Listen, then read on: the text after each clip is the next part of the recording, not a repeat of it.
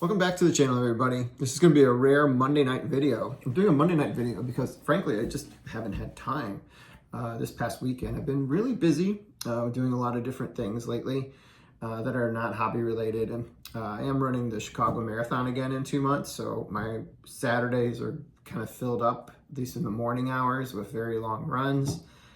So then I need time to recover after that, and if we're doing anything that afternoon, evening, it's hard for me to squeeze in a video, especially any video that I need to be able to do a little bit of research for, which is a good number of my serial videos. I have to do some research on the player or the set or whatever I'm going to be doing before I put it out there. But I should be able to put some stuff together this weekend because I think I have Saturday more so to myself. So after I do my long run and rest up a little bit, I should be able to put some videos together that will come out over the course of the next several days or two, because I know I need to put another one out about the 67 Topps High Series. I think we're doing the Joe Niekro rookie card of this one. I think that's card number 536, if I'm not mistaken. But that's the next card in that series. So I'll be working on that one. So obviously that's Joe, that's Phil's brother. The pair obviously have won more games than any other duo of brothers in baseball history, and probably will never be repeated.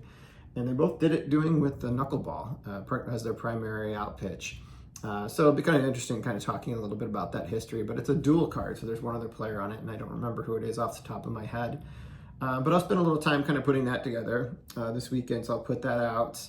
And I'll do another complete set. I'm actually kind of starting to wind down on the complete sets. I have a few more to do that I'd like to share, so I'll probably will round out the remainder of this year. But once this year's over, any complete sets I'm going to be sharing are going to probably be something new about a set I've done previously, or it's going to be ones that I'm working on currently and completing, which kind of does bring me to, part of this is going to be sharing mail. So I have 3 cards that I'd like to be able to share with you, or that are part of the Diamond Star set. So I'll be kind of sharing those with you. Plus one item that I thought I had shared before in a video, but I hadn't, and I think it kind of deserved a little bit of a mention, so I'm excited to be able to kind of share that with you. So I have 4 cards to share. Other things that are hobby related, SGC's working on my order. It's in post grading already. I bring that up just because I have a lot of cards in that order that are going to be filling out certain parts of this display area, including some cards that are going to be aligned with an item I'm going to be getting at the Chicago White Sox game this weekend. When I go on Sunday, it's one of their bobblehead days. So I have an item that's going to complement that in my case behind me, or at least my bookcase over here, where I kind of going to build that out a little bit further. Other things, the big football cards that I had for sale, I put those all into Greg Morris, as I mentioned in my last national video. And some of those are starting to come up for listings now, so it's kind of been fun watching some of those go to sale. So it'll be kind of fun to kind of see those start to finish off at the beginning of next week, because I think when the first rounds of a couple auctions will come to end, and we'll kind of see how it does. I have a number in mind that I'd like to be able to get to that will kind of make me whole, and then anything beyond that would just kind of be profit. So hoping that could be maybe in turn kind of be generated into one of the bigger cards I still need for the Diamond Star set. I thought about doing a video about that because I'm down to just 10 cards for the set, and I thought about kind of doing the 10 cards that I still have left to purchase and kind of just talking about what they typically go for and what range I'm going to try and be able to purchase it within, and what grade that might equate to if I'm going to be buying something that is graded already. So I thought maybe about putting that video together just to kind of get people up to speed with the 10 remaining cards that I need now that the list is that small where I can use my fingers to be able to count the number of cards that are left. But those are kind of the big hobby related things right now. Other than that, it's just been busy with life. I'd say that, August, September, and October are just the busiest months in my life, period. They always are. We have a lot of things going on just because of a lot of birthdays and holidays, anniversaries. So it's just nonstop pretty much until about November, and then we get a little bit of a break, and then the holidays start, so it kind of speeds up again once we kind of get to the Thanksgiving time. But that'll also be when we have the next Chicago Sports Spectacular, which should tie in nicely with the hobby if I can generate enough funds with the sale of some of these cards with Greg Morris. I'd like to be able to take some of that to the show, just because I like being able to negotiate in person on some cards that I might need for the set, as opposed to having to pay the eBay taxes and seller fees, or, not the seller fees, but the taxes, to be able to kind of get it delivered along with shipping. I like to be able to just kind of pick it up that day, and I know what I'm purchasing. I can see it in hand, and I can use my loop to look at it more closely if I choose to. So I feel a little bit more satisfied whenever I'm able to pick those things up in person. All right, I'm gonna turn this camera around, show you what I got, and we're gonna call it a wrap for this rare Monday night video from the card room. All right. There was one thing I forgot to mention, so I'll do that as I stage this a little bit for the 3 Diamond Star cards.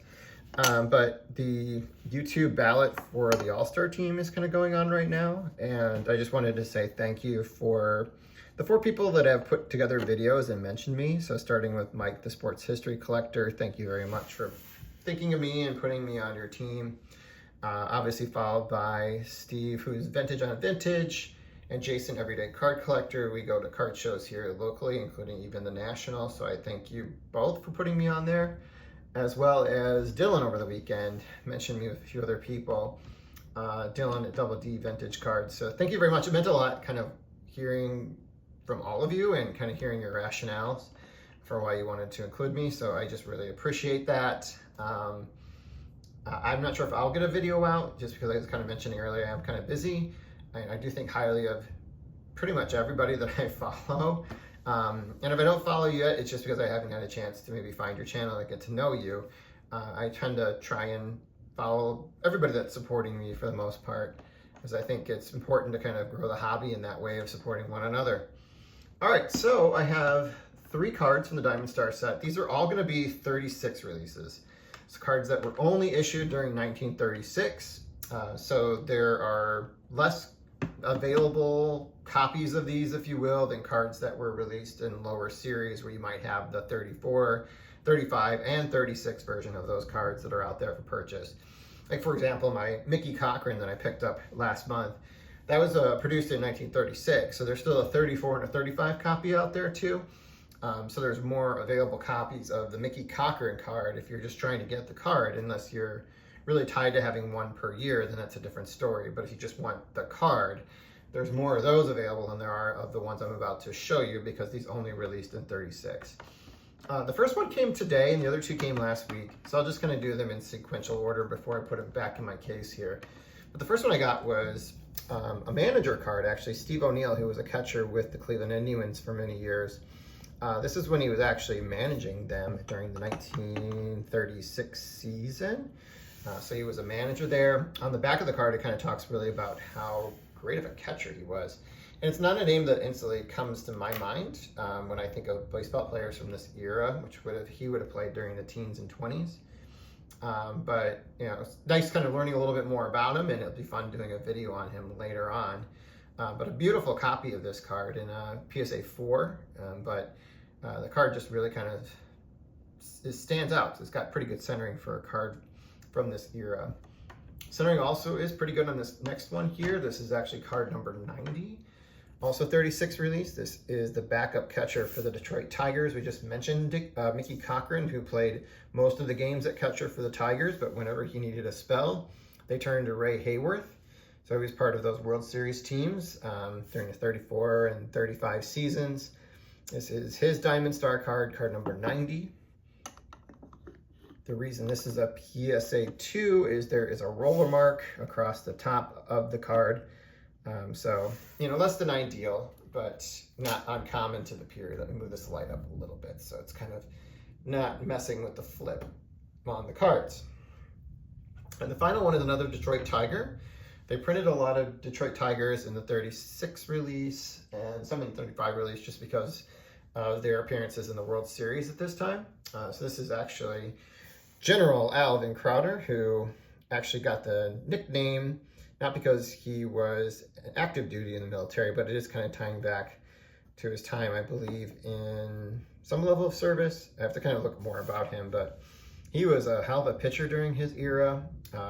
Actually led the league, tied for the league in wins with Lefty Grove once, and I think he led it one other time, or at least was a 20-plus game winner one other time. So happy to kind of obtain this card and be able to kind of do a video later on about him. He definitely was part of that rotation that played against the Cardinals in the World Series and later won the World Series against the Chicago Cubs. So those are the 3 I picked up for the set here. And this final one I've actually had for about a month now.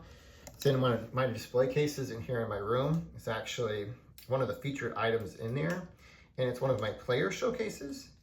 So this is one that it went to auction, and it was one of those things where if I didn't pick it up now, I probably would never see it again at possibly the price I might be able to get it for. So I saw it was expiring on like a Sunday at like 4 o'clock or something like that, and I was doing lawn work at the time I bid on it. And I just put a number in there that I was comfortable paying for it at the time, thinking that if I got it, I would be ecstatic because it'd be a great deal. If I didn't, that was okay too, because I already had a similar copy of this card, just not the update version of this. But it is none other than the 2021 Topps Chrome Sapphire red parallel. So this is the parallel number 5 of Albert Pujols when he was featured with the Dodgers here. So this is the update series. He is featured in Series 1, which would be part of the regular Sapphire released during that year. And if you remember, I picked up the red Sapphire at the beginning of the year and I got it graded recently. So now I have 2 in my collection, both from the same year. This one's numbered 1 out of 5. I only printed 5 of these cards. So I'm really excited to have this one added into the collection to go along with these beautiful diamond stars. So I think this just really does kind of capture the essence of my collecting, at least since the beginning of this year, where I've kind of gone after these harder to find Sapphire or Pujols cards and worked aggressively on this diamond star set, and the results have really been fantastic. As I mentioned, we're down to 10 cards for the diamond star set, and I've gotten a lot of red refractors, orange refractors for my Pujols run, and it just looks fantastic here in the case. So that is what I got for you today, and I will be back soon with another video, probably this coming weekend.